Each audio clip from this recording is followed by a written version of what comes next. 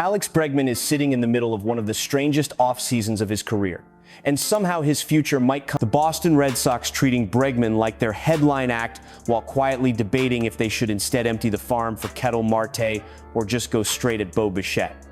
And according to former GM Steve Phillips, the order in which those moves happen could decide who actually wins this offseason on the field and in the clubhouse. Toronto's obsession with Kyle Tucker makes a lot of sense when you step back and look at what their lineup has turned into. They've spent years telling fans they're in a win-now window, yet they've constantly been one big left-handed problem solver short in the heart of the order. Tucker checks every box: prime age, lefty slugger, postseason battle-tested, and a guy who can slide into the middle third of any lineup and instantly change how pitchers attack everyone around him. When you add to that the recent reports of Tucker visiting the JAYS spring facility and multiple insiders confirming how very much in Toronto is on him, you can see why this front office is acting like this is the swing that finally has to connect. But Phillips' read is that signing Tucker doesn't just give you a star, it forces you into a much harder question for the front office has been dancing around for years. What does that mean for Bo Bichette? In another appearance, he flat out said he's not sure he buys the idea that Tucker should be plan A over simply locking in Bichette as the long-term face of the franchise, because there's only so much money you can tie up in a small number of bats before other parts of the roster start to suffer. Yet the way he describes the situation now, it sounds like the Jays' internal board is ordered very clearly. Kyle Tucker at the top, Bichette as the fallback, and then Bregman sitting there as the third option if neither of those paths actually comes together. That is a wild place for a player of Bregman's caliber to be in. The Red Sox, meanwhile, are approaching this from almost the opposite direction. Phillips starts by reminding viewers that Boston has basically been in on every hitter, left-handed and right-handed, because that's exactly what they need. Even after they pulled off a big trade for Willson Contreras, a deal that adds serious pop behind the plate, they're still hunting for more offense and still see Bregman as their plan A, their primary pursuit. That alone tells you a lot about how they see him not just as another bat, but as a guy you build a lineup and a culture around. And that culture piece is where the conversation in this segment takes a sharp turn. The co-host jumps in to talk about something teams constantly say they value but rarely pay for directly: the culture builder factor. With Boston last year, teammates and staff kept bringing up how Bregman affected the club just by the way he talked in the room, how he led verbally and set a tone that you can't measure in WAR or OPS. Those are the things that don't show up in the box score, but you absolutely feel them in September and October when everyone's exhausted and one voice can snap a team back into focus. If Boston loses that, the host argues, they're not just losing a third baseman. They're losing a huge part of the leadership engine that pushes them into the postseason and holds that group together when things get shaky. On top of the intangible stuff, the on-field profile still plays at a high level. Phillips and the panel rattle off the things GMs drool over. Bregman gets on base, he doesn't chase, he doesn't live in that swing and miss world, he gives you solid pop, and he plays a good third base. You combine that offensive predictability with the leadership edge, and you start to understand why Boston keeps circling back to him even after dabbling with a bunch of other names. But the money, as always, complicates everything. Phillips reminds viewers that Detroit went heavy on Bregman last year, offering a 6-year deal with a lot of deferred money that dragged the average annual value down. That structure wasn't what Bregman wanted, so he pivoted to the 3-year $120 million arrangement that, once you adjust for deferrals, came out to roughly $32 million per year in present value. Detroit has cooled off in this round. Phillips says there isn't much chatter about them seriously re-entering the chase, so the real pressure now is between Boston, Toronto, Chicago, Arizona, and whoever else sneaks in late. This is where the Red Sox board gets fascinating, because the question isn't just Bregman or not Bregman. Phillips asks out loud, if Boston doesn't land Bregman, where do they go next? Bo Bichette, Ketel Marte, Eugenio Suarez. Could they, for roughly the same overall money, trade for Marte and Suarez instead of handing a massive free agent contract to Bregman?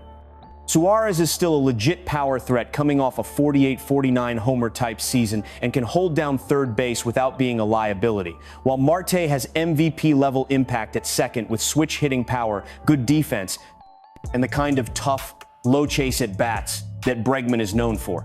You'd bring more swing and miss into the picture with Suarez, but Marte alone would give you another engine at the top or middle of the order without sacrificing too much contact quality. Phillips notes that you might actually end up with a deeper lineup if you go the Marte plus Suarez route instead of Bregman, but it comes at a steep price, prospects, and a lot of them. That's where his front office brain really shows. He points out these aren't low-level lottery tickets Boston would be moving. These are players that are close to big league ready, guys who can help a major league team now. The counter-argument he lays out is simple.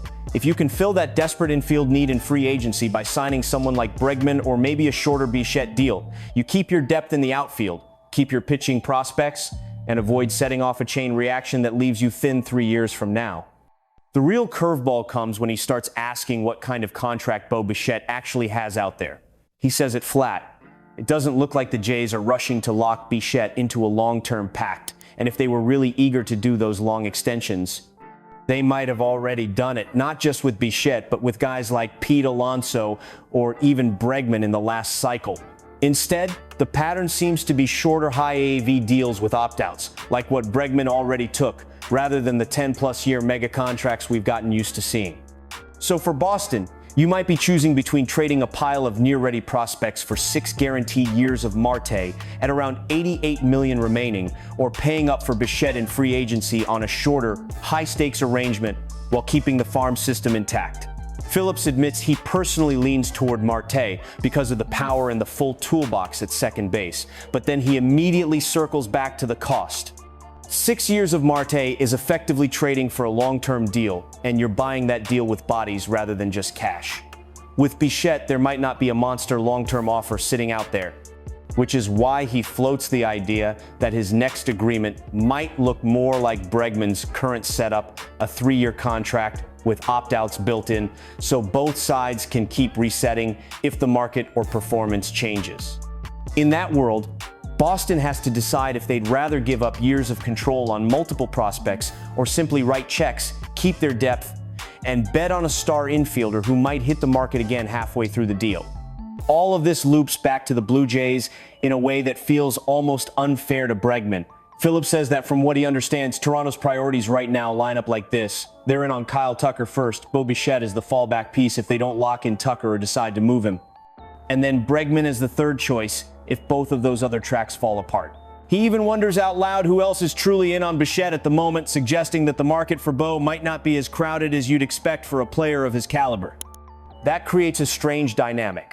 Tucker's decision, and whatever the Jays choose to do with him, doesn't just affect Bichette's future in Toronto, it directly impacts how aggressive Boston can be on both Bregman and any surprise run at Bo. Then you zoom out to the rest of the AL East, and the whole thing starts to look like a powder keg. Phillips gets almost giddy talking about how much fun this division could be if these clubs actually follow through on their plans. The Orioles already so much better, the Blue Jays trying to be great, the Yankees retooling again, the Red Sox pushing back toward contention, and the Rays doing their usual, how are they doing this with that payroll? Routine while still sniffing around Ketel Marte.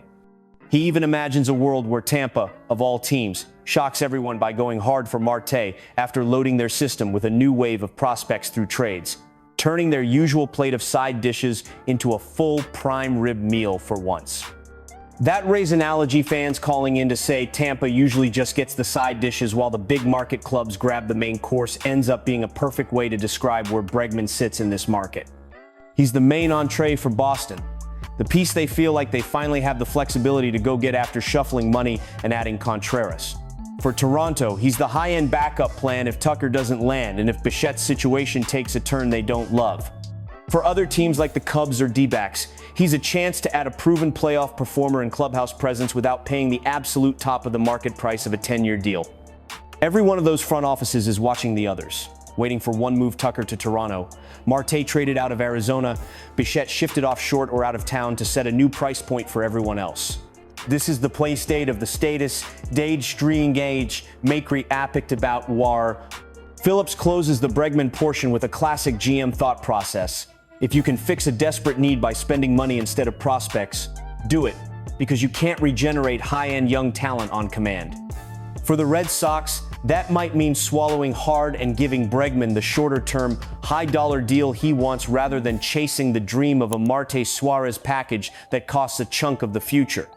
For the Blue Jays, It might mean finally deciding whether their identity is built around homegrown stars like Bichette or around the idea of cycling through the flashiest name on the market this year, Kyle Tucker, with everyone else slotted in behind that choice. And somewhere in the middle of all that, Alex Bregman is trying to decide if he cashes in now, takes the right 3-year bridge deal, or waits just long enough for Tucker and Bichette to force the Jays and Red Sox into a bidding war that could change his entire market in a matter of days. This entire situation is the perfect example of how one superstar's decision can quietly rewire 2 franchises and maybe an entire division. If the Jays go all in on Kyle Tucker, they might be choosing a future without Bo Bichette. If they pass, they could hand the Red Sox a clear shot at Alex Bregman or even open the door for a surprise Ketel Marte blockbuster that nobody sees coming. You've been watching the show Insider, where every rumor, every plan A, and every front office gamble gets broken down until it actually makes sense. If you enjoyed this breakdown, hit like so more baseball fans find it. Drop your thoughts in the comments. Should the Jays empty the vault for Tucker, or should Boston just lock in Bregman and dare everyone else to catch them? And make sure you subscribe so you don't miss the next twist in this offseason saga. The AL East is about to get wild, and when the next bombshell drops, you'll get the real story right here first.